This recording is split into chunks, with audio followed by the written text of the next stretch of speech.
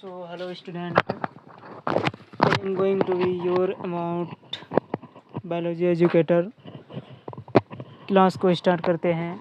तो आज मेरा फर्स्ट लेक्चर है यूट्यूब पर। और भी यूट्यूब पर लेक्चर लिए थे, लेकिन वो अदर विषय के बारे में था। आज पहली बार मैं बायोलॉजी पढ़ा रहा हूँ, नीट यूजी कैटेगरी का। I am the biology educator for NEET UG category. NEET UG category में मुझे पढ़ाते हुए 1 साल हो गए। 11th-12th वाले का तैयारी कराता था, offline board exam, all state board के बारे में। तो आज पहली बार मैं यूट्यूब पर क्लास ले रहा हूँ ऑनलाइन। तो लेक्चर को ध्यान से सुनिएगा। और पहले हम लेते हैं उस चैप्टर का नाम है सेल द। आज हम पढ़ेंगे cell the unit of life. इस चैप्टर के बारे में बात करने से पहले मैं थोड़ा बेसिक जानकारी दे देना चाहता हूँ कि मैं इस लेक्चर को 11th क्लास जो कि नीट की तैयारी कर रहा है वो 11th क्लास का भी देख सकता है, 12th क्लास वाले भी देख सकता है, और जो ड्रॉपर है वो भी देख सकता है। तो इससे देखने से कोई परेशानी नहीं है। ऑल स्टूडेंट के लिए रिक्वायर्ड है, ऑल स्टूडेंट के लिए रिक्वायर्ड है। तो सबसे पहले हम ये पहला लेक्चर हम सेल चैप्टर का इसलिए ले रहे हैं क्योंकि सेल 9th क्लास में आप लोगों ने पढ़ा है, इसलिए थोड़ा बहुत कुछ जानते होंगे इसके बारे में। तो आप अगर जो कुछ भी जानते हैं तो क्वेश्चन पूछेंगे तो बताइएगा, बताना है, साथ साथ बताना है। और पेन और नोटबुक साथ लेकर बैठना है और नोट बनाते चलना है। मेरे साथ नोट बनाते चलना है और बाद में भी उस नोट को रिवाइज करना है। तो सबसे पहले we are going to start cell the unit of life. बड़े बेसिक से समझेंगे कि सेल होता क्या है। आज हमने इंट्रोडक्शन करनी है, ज़्यादा टफ क्लास नहीं है। देन एक हम पढ़ते हैं सेल। जानने से पहले हम जान लेते हैं कि एक हम पढ़ते हैं living. Then we have non living. Living और नॉन लिविंग इनएनिमेट ऑब्जेक्ट में सबसे मेन अंतर क्या है? कैसे तुमने बोल दिया कि इसका ये बंदा लिविंग है, इसका ये जो लैपटॉप है ये क्या है? नॉन लिविंग है। ये मार्कर जो है ये क्या है? नॉन लिविंग है। लेकिन ये मेरा स्किन है वो क्या है? लिविंग है। कैसे तुमने बोल दिया कि इसका ये पेंसिल जो है वो क्या है?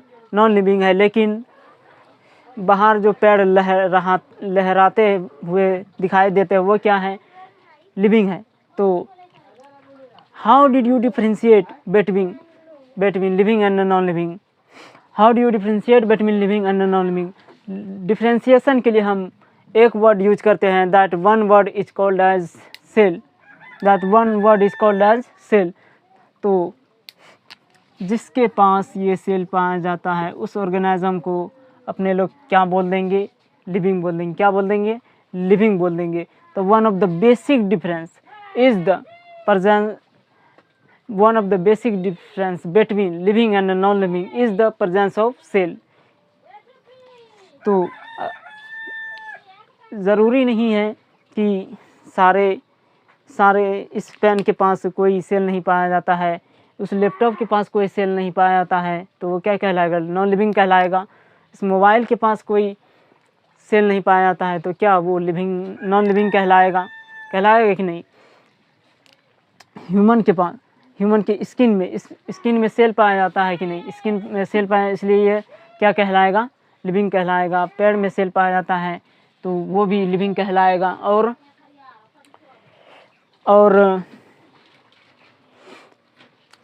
अब सारे ऑर्गेनिज्म, कुछ ऑर्गेनिज्म एक सेल से बनते हैं, कुछ ऑर्गेनिज्म एक से ज़्यादा सेल से बनते हैं। अगर किसी ऑर्गेनिज्म के पास एक सेल हुआ तो उसको बोल देते हैं हम यूनिसेल्यूलर ऑर्गेनिज्म।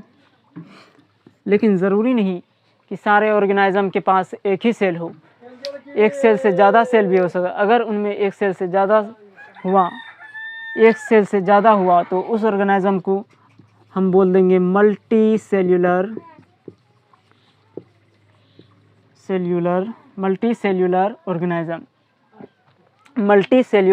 ऑर्गेनिज्म। तो क्या कोई बता सकता है मल्टी सेल्यूलर और यूनिसेल्यूलर की एग्जांपल? यूनिसेल्यूलर में वो एक ही सेल उसमें एक ही सेल होता है और वो एक ही सेल उनकी मदद करता है सारी ज़िंदगी और उनको ज़िंदा रखता है। तो एग्जांपल बताइए। सबसे पहले एग्जांपल की बात करें तो बैक्टीरिया जो कि एक ही सेल से बना होता है, अमीबा एक ही सेल से बना होता है, क्लेमाइडोमोनास एक ही सेल से बना होता है, लेकिन यह एक ही सेल इनको सारी ज़िंदगी तक ज़िंदा रखता है और इनकी मदद करता है और हमेशा इसको ज़िंदा रखता है। और लेकिन हम लोग क्या हैं? हम लोग तो एक सेल से नहीं बने हैं। हम लोगों के पास कितने सेल हैं? मिलियंस ऑफ सेल्स हैं। कितना है? मिलियंस ऑफ सेल, बहुत सारे सेल हैं, मिलियंस ऑफ सेल। तो मैं बताऊं कि अगर तुम जब बनना शुरू हुए थे क्या मिलियंस ऑफ सेल के थे? नहीं। क्या तुम बनते ही मिलियंस ऑफ सेल्स वाले स्ट्रक्चर बन गए? नहीं। तुम बने तो कहाँ से हो? यूनिसेल्यूलर। तुम बने कहाँ से? एक सेल से। उस एक सेल को अपने लोग क्या, उस सिंगल सेल को अपने लोग हम क्या बोलते हैं? जाइगोट बोलते हैं। क्या बोलते हैं? जाइगोट। फिर इसी जाइगोट में बहुत सारे डिवीज़न हुई, क्लीवेज के लिए उस डिवीज़न को हम लोग क्या बोलते हैं? क्लीवेज। क्या बोलते हैं? क्लीवेज। बड़ी सारी क्लीवेज हुई तो होते होते डिवीज़न होते इस तरीके से आपका पूरा बॉडी बन गया। तो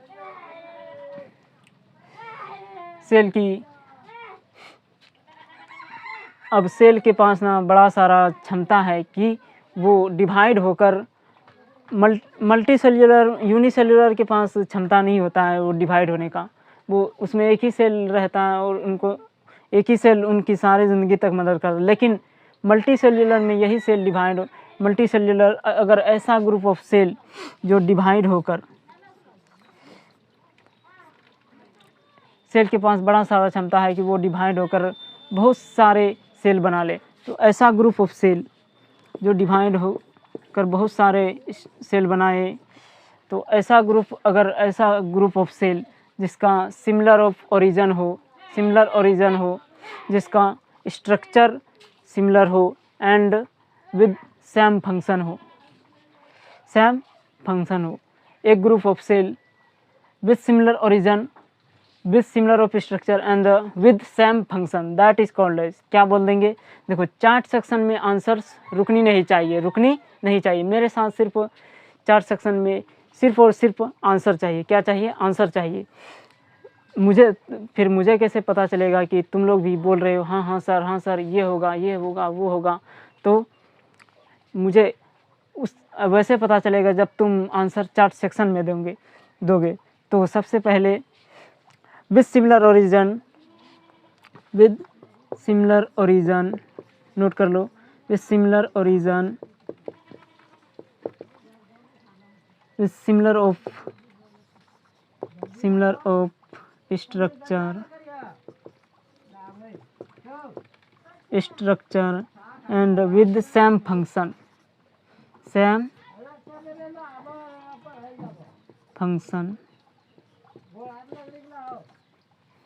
that is called as tissue। क्या बोल देंगे? टिश्यू बोल देंगे। टिश्यू। अब हमने एक चैप्टर पढ़ना है स्ट्रक्चरल, आगे जाकर एक चैप्टर पढ़ना स्ट्रक्चरल ऑर्गेनाइजेशन इन एनिमल्स। उस चैप्टर में हम लोग बहुत सारे टिश्यू के बारे में जानेंगे। Epithelial tissue, muscular tissue, connective tissue. उसी चैप्टर में टिश्यू को हम डिटेल में पढ़ेंगे। इस चैप्टर में हम जब बहुत सारे अगर टिश्यू मिल जाए तो क्या बना लेते हैं? एक तरीके का ऑर्गन बना लेते हैं। क्या बना लेते हैं? एक तरीके का ऑर्गन बना लेते हैं।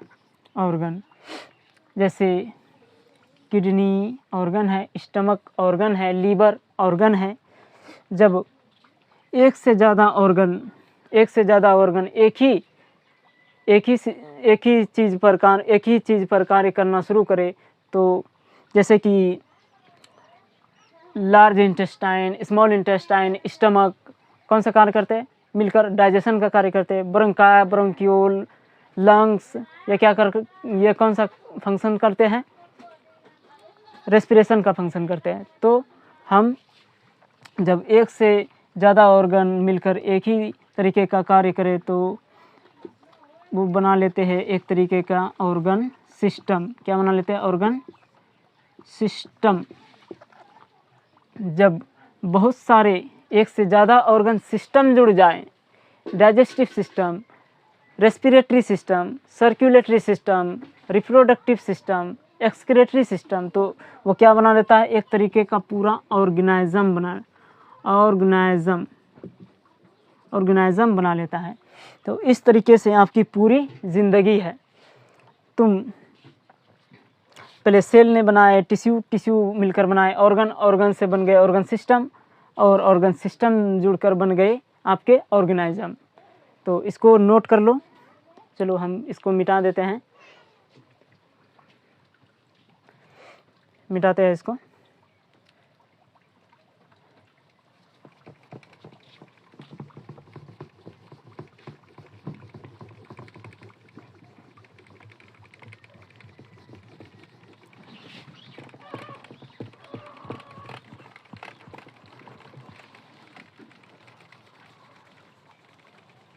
अब सेल के पास में बड़ा सारा पोटेंशियल है कि वो अपने जैसे डिवाइड करके अपने जैसे और सेल बना ले। इस पोटेंशियल को हम बोलते हैं टोटीपोटेंसी। क्या बोलते हैं? टोटीपोटेंसी।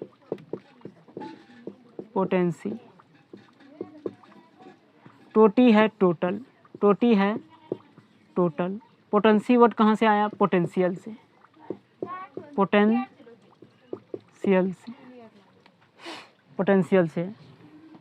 अब सेल होता क्या है? What is cell?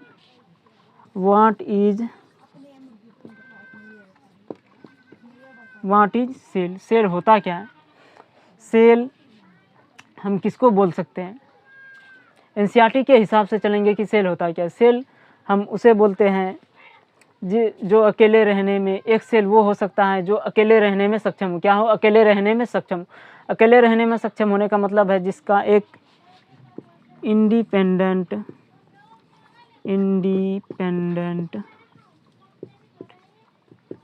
एग्जिस्टेंस हो। दूसरा एक सेल वो हो सकता है जो वो सारे काम खुद कर सकता हो। It can perform all the essential function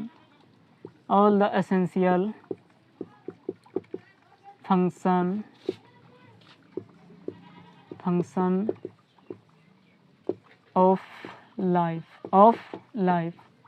अब सेल ने बनाए, जैसे कि एक इमारत बनता है ईंटों से मिलकर, उसी तरीके से हमारा बॉडी जो वो क्या है? सेल से मिलकर बना होता है। तो हम स्ट्रक्चरल यूनिट ऑफ लाइफ बोल सकते ही नहीं, तो सेल क्या कहलाएगा?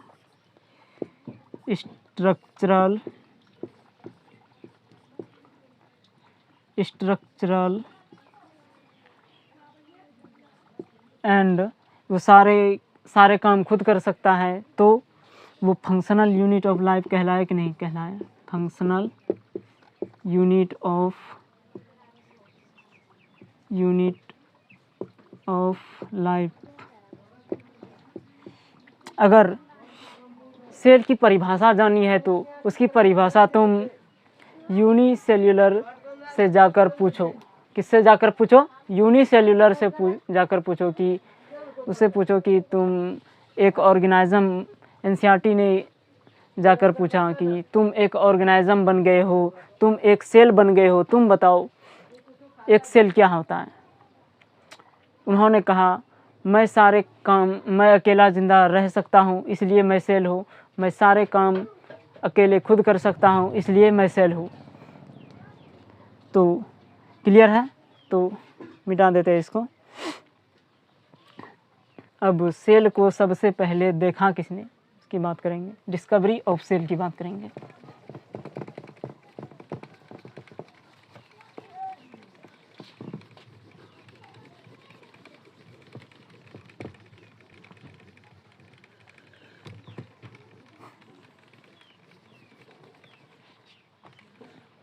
अब सेल को सबसे पहले देखा किसने, discovery of cell. Discovery of cell. बड़े सारे साइंटिस्ट आएंगे, मैं फ़ोटो वोटो तो नहीं दिखा सकता, नाम उसका लिखते जाएंगे, आप लोग भी नोट करते जाइएगा। तो सबसे पहले बहुत सारे साइंटिस्ट आए। पहले नंबर पे आता है रॉबर्ट हुक।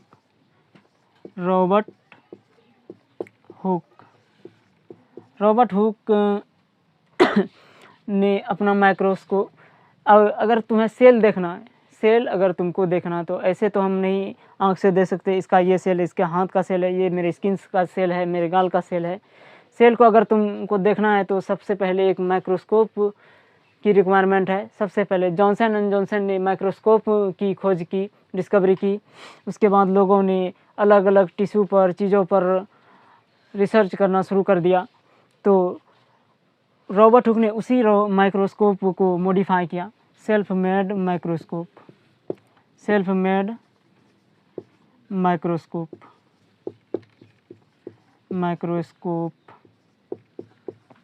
और उन्होंने Honey comb like structure, cork के जैसा थिन स्लाइस में हनी कॉम्ब लाइक स्ट्रक्चर, इस तरीके से छत्ता बना हुआ कॉर्क की थिन स्लाइस में। कॉर्क तो तुम पढ़े हो, कॉर्क तो एक डेड सेल है। कॉर्क की थिन स्लाइस में एक तरीके का कंपार्टमेंट बनी हुई थी। क्या बनी थी? कंपार्टमेंट बनी हुई थी। उन्होंने इसे सेल्यूला नाम दिया। क्या दिया? सेल्यूला नाम दिया। वहीं से ये टर्म आया है सेल। क्या आया है? सेल। अब उन्होंने सेल कैसे नाम दिया? सेल तुम पढ़े हुए हो, जैसे कि मान लो तुम देखते हो, CID देखते हो, मूवीज़ देखते हो, उसमें जेल वाला जो सीन दिखाया जाता है, उसमें कहता है ना कि इस नंबर वाले सेल में है ये कैदी, उस नंबर वाले सेल में ये कैदी। ये टर्म आज भी ये टर्म वहाँ यूज होती है, ये टर्म वहीं से आया है। तो कॉर्क तो एक डेड सेल था। उन्होंने रॉबर्ट हुक को लगा कि मैंने सेल देखा, लेकिन उन्होंने सेल के अंदर तो कुछ देखा ही नहीं। इस तरीके से सेल वाल देखी थी। अंदर तो उसमें साइटोप्लाज्म था, न्यूक्लियस था या और कुछ भी था, कुछ तो उन्होंने देखा नहीं। कैसे उन्होंने बता दिया कि मैंने सेल देखा? उन्होंने सेल देखा ही नहीं। उन्होंने क्या देखा? सिर्फ सेल वाल। उन्होंने एक तरीके का डेड सेल देखा। कौन सा सेल देखा? डेड सेल, रॉबर्ट हुक ने। तो लिविंग सेल पहली बारी किसने देखा? Who saw living cell for the first time?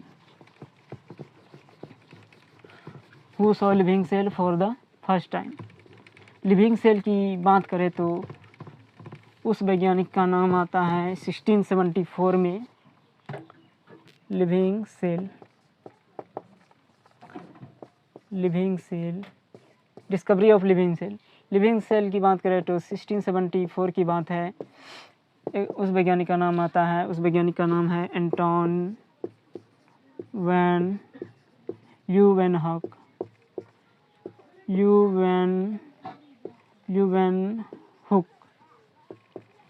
Leeuwenhoek. उन्होंने लिविंग सेल पहली बारी देखा था। इन्होंने भी अपना माइक्रोस्कोप खुद बनाया, अपना माइक्रोस्कोप, सेल्फ मेड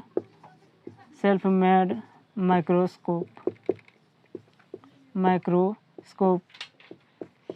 पुराने ज़माने में एंटोनी ल्यूवेनहॉक कपड़े बेचकर अपनी ज़िंदगी चलाते थे। ये सच है, ये सच है। फिर उन्होंने अपना माइक्रोस्कोप बनाया और माइक्रोस्कोप में अलग अलग चीज़ों पर मैग्नीफाई करके देखना शुरू कर दिया। तो उन्होंने जो वो कपड़े बेचते थे उसी कपड़े को ऑब्ज़र्व किया। कपड़े जो वो बेचता था उस कपड़े में देखा उन्होंने पॉन्ड वाटर को देखा। क्या देखा? पहली बारी पॉन्ड वाटर को देखा। पॉन्ड वाटर में उन्होंने बेसिकली 4 लिविंग सेल देखे थे। कितने? 4 लिविंग सेल। उन्होंने बैक्टीरिया देखा, उन्होंने आरबीसी देखी, उन्होंने स्पर्मेटोजोआ देखा, उन्होंने प्रोटोजोआ देखा,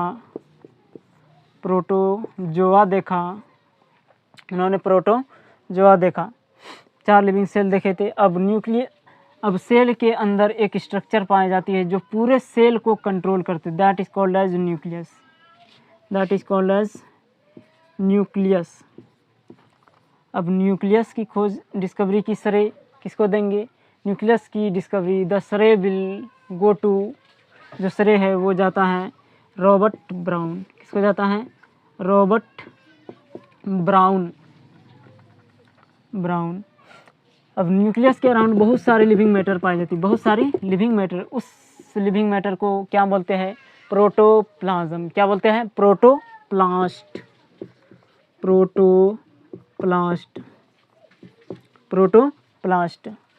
अब प्रोटोप्लास्ट की डिस्कवरी का श्रेय हम किसको देंगे? प्रोटोप्लास्ट की डिस्कवरी का श्रेय देते हैं हम परकिंजे को।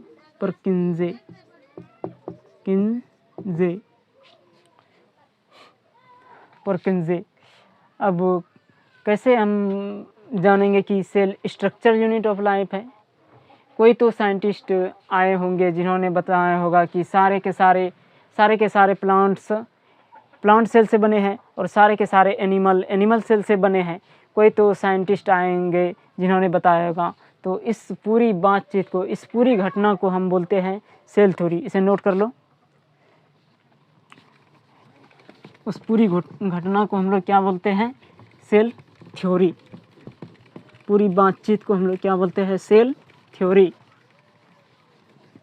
अब सेल थ्योरी के बारे में डिस्कस करेंगे।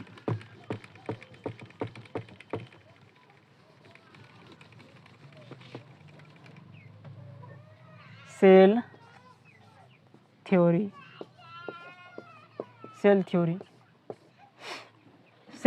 एक आदमी ने नहीं दी थी। एक सेल थ्योरी 2 आदमियों ने भी नहीं दी थी। सेल थ्योरी 3 आदमी ने दी थी। कितने आदमी ने मिलकर दी थी?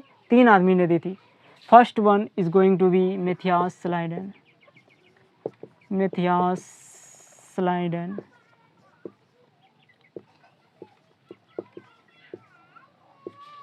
Second one is going to be Theodore Swan.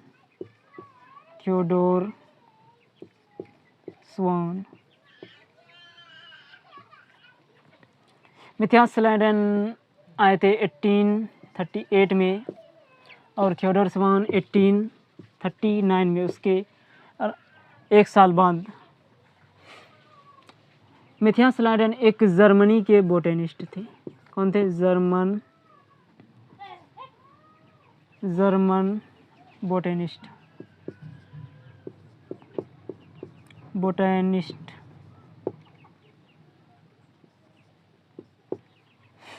German botanist. और थियोडोर स्वान ब्रिटिश जूलॉजिस्ट थे।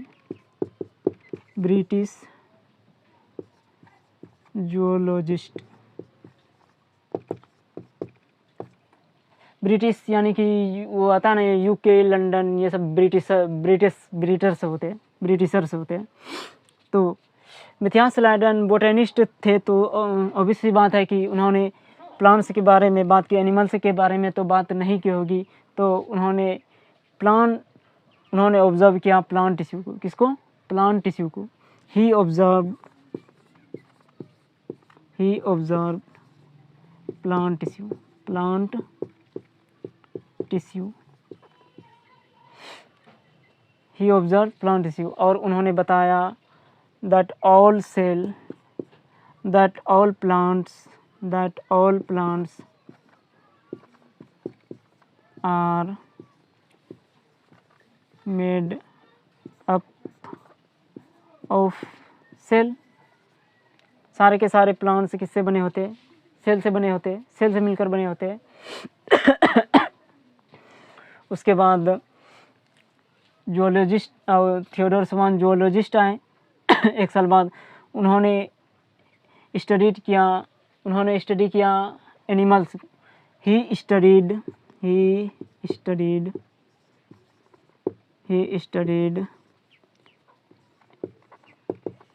एनिमल्स, और उन्होंने बताया एनिमल्स के अराउंड एक थिन सी लेयर पाई जाती है जिसे प्लाज्मा मेम्ब्रेन कहते हैं। क्या कहते हैं? Plasma membrane. Animals surrounded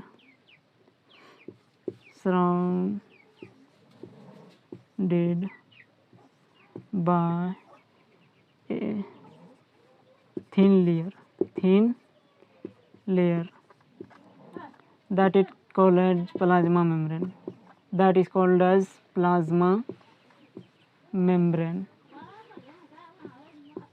plasma membrane. अब यहाँ पर थोड़ा सा कन्फ्यूजन है। बच्चा क्या सोचेगा कि स्वान जूलॉजिस्ट तो स्वान थे, तो सेल वॉल के बारे में भी स्वान ने ही बताया, लेकिन एनसीईआरटी ने साफ साफ लिख दिया है कि ही ऑब्जर्व प्लांट सेल आल्सो, यानी कि स्वान प्लांट सेल को भी ऑब्जर्व किया,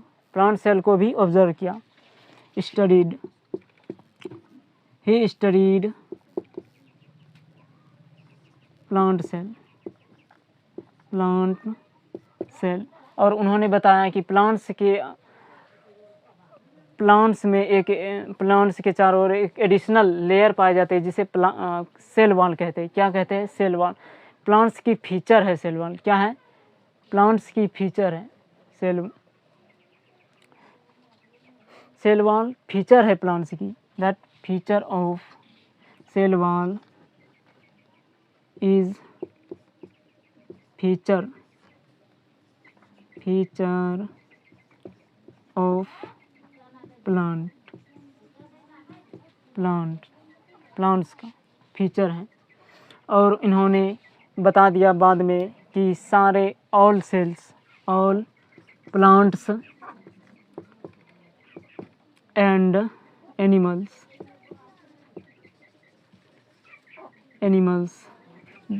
they are made up of cell and cell of product. They are made up of cell and cell product of cell and product of cell। सारे के सारे plants और animals किससे बने होते हैं? सेल से बने होते हैं। सेल और सेल के प्रोडक्टों से मिलकर बने होते हैं। प्रोडक्ट यानी कि हार्मोन वगैरह वगैरह, ये सब अदर चीज़, बहुत चीज़ें आती है इसमें सेल में। तो सेल थ्योरी, इन्होंने इस सेल थ्योरी में ये बात बताना भूल गया कि आखिरकार नया सेल कहाँ से आता है। इस सेल में इन्होंने ये नहीं बताया कि नया सेल आते कहाँ से। उस बात को बताने के लिए हमारे पास एक मैंने बताया था ना, इसको स्क्रीनशॉट ले लो, इसको मिटाने वाले, मैंने बताया था ना कि सेल थ्योरी एक आदमी ने भी नहीं दी थी, 2 आदमी ने भी नहीं दी थी, सेल थ्योरी दी थी 3 आदमियों ने मिलकर। तो उस तीसरे साइंटिस्ट का नाम है, that is called as Rudolf Virchow.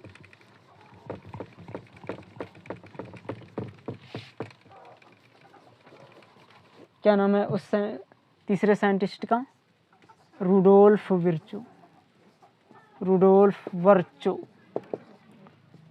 वर्चो की फाइंडिंग्स ने सेल थ्योरी को पूरा किया। क्या किया? पूरा किया। तो रुडोल्फ वर्चो आए और उन्होंने एक स्टेटमेंट दिया कि ऑल सेल डिवाइड, सारे के सारे सेल प्री एग्जिस्टिंग सेल से ही मिलकर बनते हैं। उन्होंने एक स्टेटमेंट दिया, ओमनिस सेल्यूला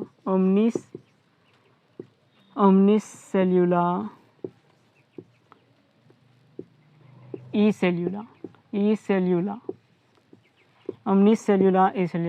उन्होंने बताया कि all cell arise from pre existing cell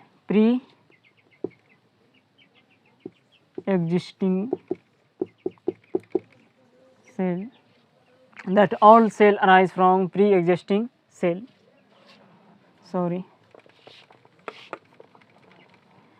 All cell arise from pre-existing cell. सारे के सारे सेल पहले से बनी हुई कोशिकाओं से, पहले पुराने सेल से ही मिलकर डिवाइड होकर, उसी में डिवाइड होकर बनता है।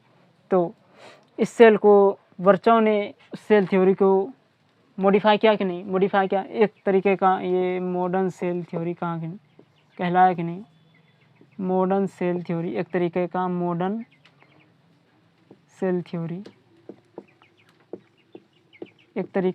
सेल थ्योरी कहलाया कि नहीं? इस लॉ को अपने लोग बोलते हैं लॉ ऑफ सेल लीनिएज। क्या बोलते हैं? Law of cell lineage.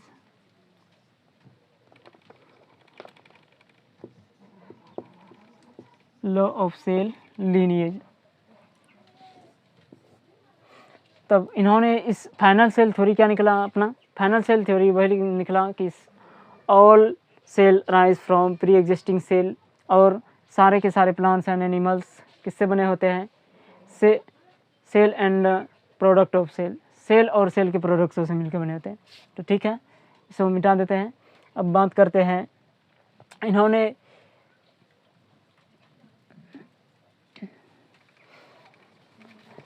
इन्होंने सब सेल थ्योरी में तो इन्होंने यूकैरियोटिक के बारे में बताया जा रहा है। कहीं इन्होंने इस सेल थ्योरी में फंजाई की बात करी हो, कहीं इन्होंने इस सेल थ्योरी में बैक्टीरिया की बात करी हो, कहीं इन्होंने इस सेल थ्योरी में आरबीसी की बात करी हो, कहीं इन्होंने इस सेल थ्योरी में सिप ट्यूब की बात करी हो, जो कि आरबीसी और सिप ट्यूब जो कि मैच्योरिटी पे इन्यूक्लिएट होते हैं। बैक्टीरिया की बात नहीं करो जो जिनके पास न्यूक्लियस ही नहीं होते हैं। और इन्होंने सबसे बड़े सेल की बात नहीं करी, जो कि पूरे विश्व को 2 साल से पेंडेमिक में घुसाया हुआ था। That is called as virus की बात नहीं की, जो कि सरहद पर बेचारा खड़ा हुआ, सरहद के इस पार जाता है तो लिविंग हो जाता है, सरहद के इस पार रहता है तो नॉन लिविंग रहता है। यानी कि बॉर्डर लाइन पर है, बॉर्डर लाइन के इस पार जाता है तो लिविंग हो जाता है, बॉर्डर लाइन के इस पार रहता है तो नॉन लिविंग में रहता है। यानी कि उसे होस्ट मिलते ही वो अपना कार्य करना शुरू कर देते हैं। तो there are few exception to cell theory. Cell theory की कुछ एक्सेप्शंस हैं। There are few exception. सबसे पहले हम बात करेंगे वायरस की। वायरस एक एसेल्यूलर स्ट्रक्चर है। ये बॉर्डर लाइन पर है, लिविंग और नॉन लिविंग के border line of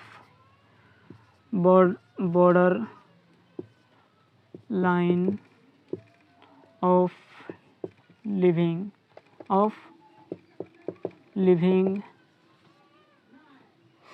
and non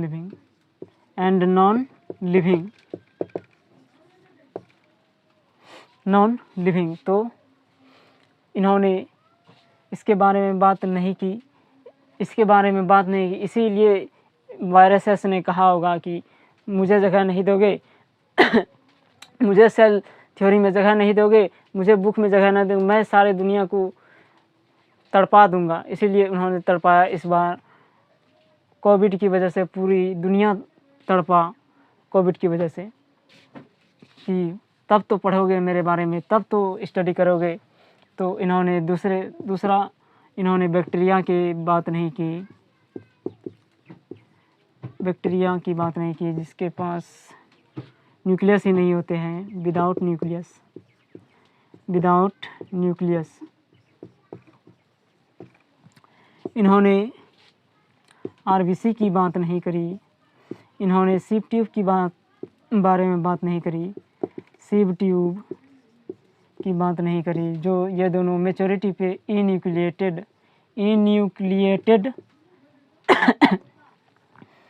इन्यूक्लिएटेड हो जाता है। तो अब इसको क्लियर है, क्लियर हो गया। जैसे there are few exception to cell theory, viruses एक सेल्युलर स्ट्रक्चर है, बॉर्डर लाइन पर खड़ा है, living non living, border line of living and non living. इन्होंने बैक्टीरिया की बात नहीं करी जो विदाउट न्यूक्लियस, न्यूक्लियस ही नहीं पाए जाते हैं। इन्होंने आरबीसी की बात नहीं करी, इन्होंने सिव ट्यूब की जो मेच्योरिटी पे इन्यूक्लिएटेड हो जाते हैं। तो क्लियर है, तो मिटा देते हैं। अब बात करते हैं अपने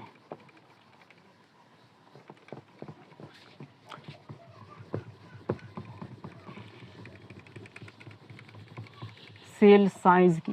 किसकी? हम बात करते हैं cell size.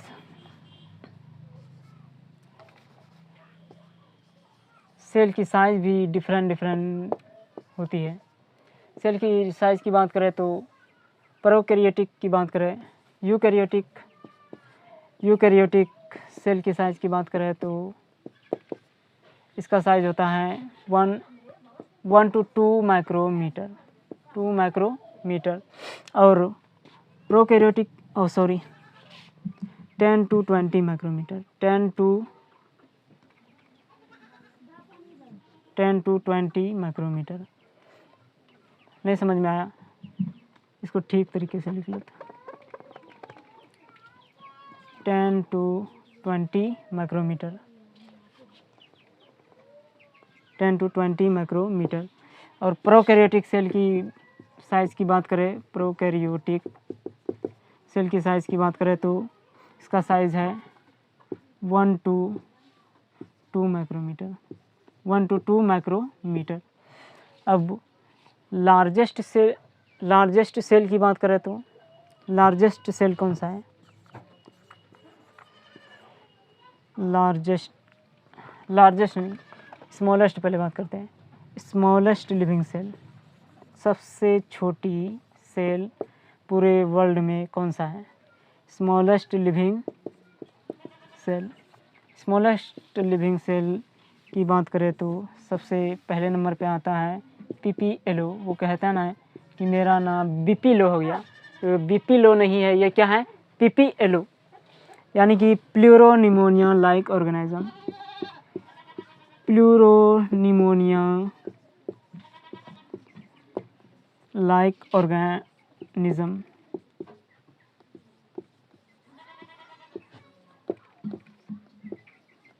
Pleuropneumonia like organism. जैसे एग्जांपल की बात करें तो माइकोप्लाज्मा,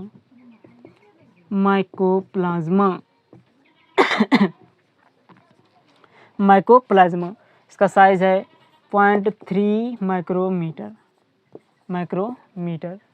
सबसे स्मॉलेस्ट हुआ कि नहीं? सबसे स्मॉलेस्ट, इसको नोट कर लो। अब अगले पेज पर चलते हैं, स्क्रीनशॉट ले लो। Thank you.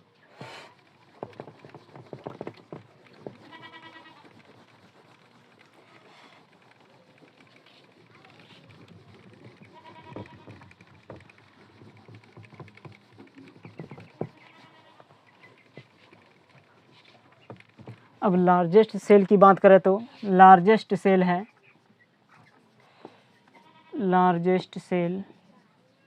अपने एग सेल ऑफ ऑस्ट्रिच, यानी कि शुतुरमुर्ग का अंडा यार। Egg cell of ostrich,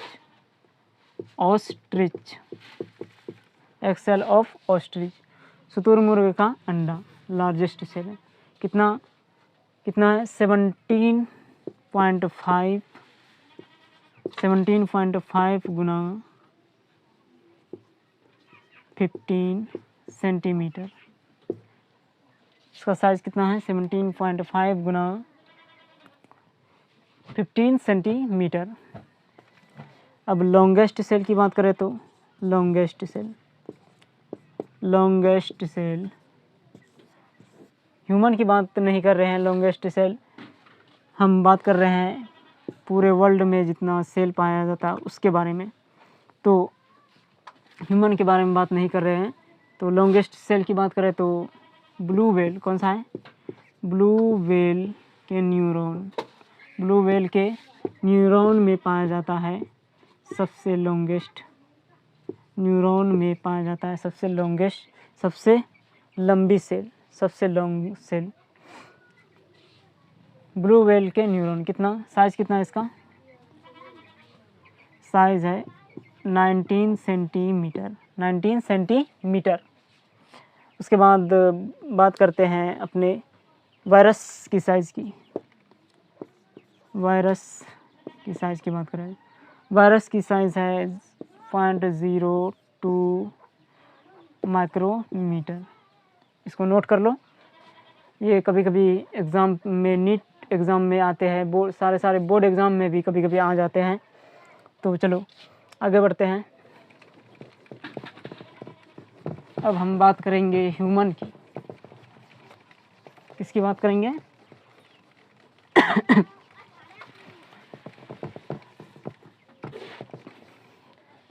human की बात करें तो ह्यूमन में सबसे लॉन्गेस्ट सेल हमारा भी न्यूरॉन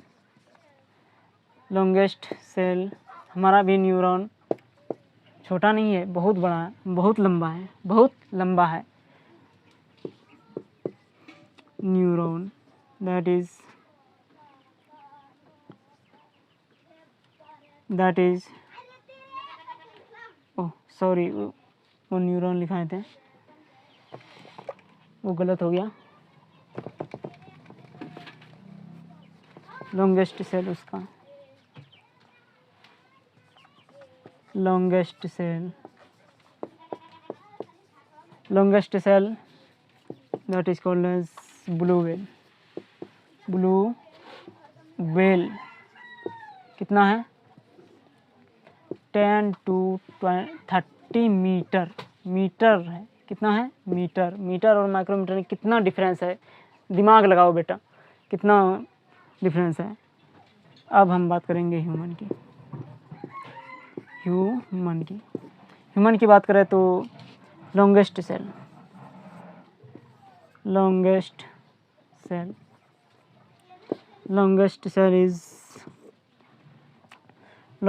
इज हमारा भी न्यूरॉन छोटा नहीं है, बहुत बड़ा है न्यूरॉन। कितना? 19 सेंटीमीटर का है।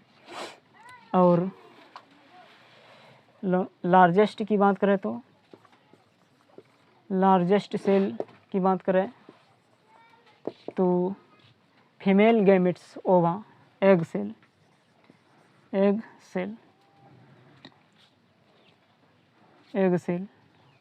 ओवा। और स्मॉलेस्ट सेल की बात करें तो स्मॉलेस्ट सेल की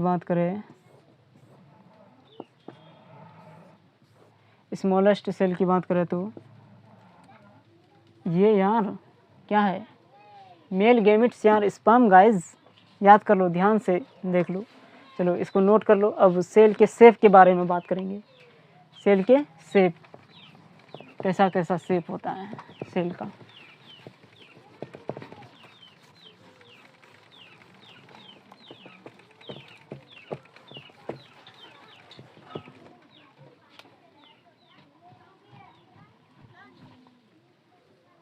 सेल की शेप की बात करें तो सेल शेप कुछ सेल की शेप फिक्स्ड है, कुछ सेल की शेप नॉट फिक्स्ड है, कुछ सेल की शेप फिक्स्ड है, कुछ सेल की शेप नॉट फिक्स्ड। जिस सेल की शेप फिक्स्ड है, कुछ सेल की शेप फिक्स्ड है। नॉट फिक्स्ड के लिए एक वर्ड यूज करते हैं हम, इर्रेगुलर।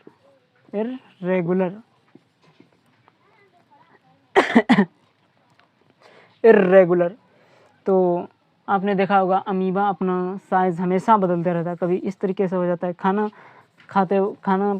डाइजेस्ट करते होते इस तरीके का होता है, कभी इस तरीके का हो जाता है, हमेशा अपना साइज़ बदलते हैं। That is called as amoeba. Example की बात करें तो अमीबा अपना शेप हमेशा बदलता रहता है। और WBC जो है ना, वो ब्लड वेसल से पिचक कर गुजरना होता है, इसीलिए उसका सेल भी इर्रेगुलर है। और फिर की बात करें तो इलोंगेटेड, ब्रांच्ड, न्यूरॉन की इलोंगेट और ब्रांच्ड, ये क्या है? फिक्स्ड है। तो यहीं पर हम अपना क्लास एंड करेंगे। So we are done this session.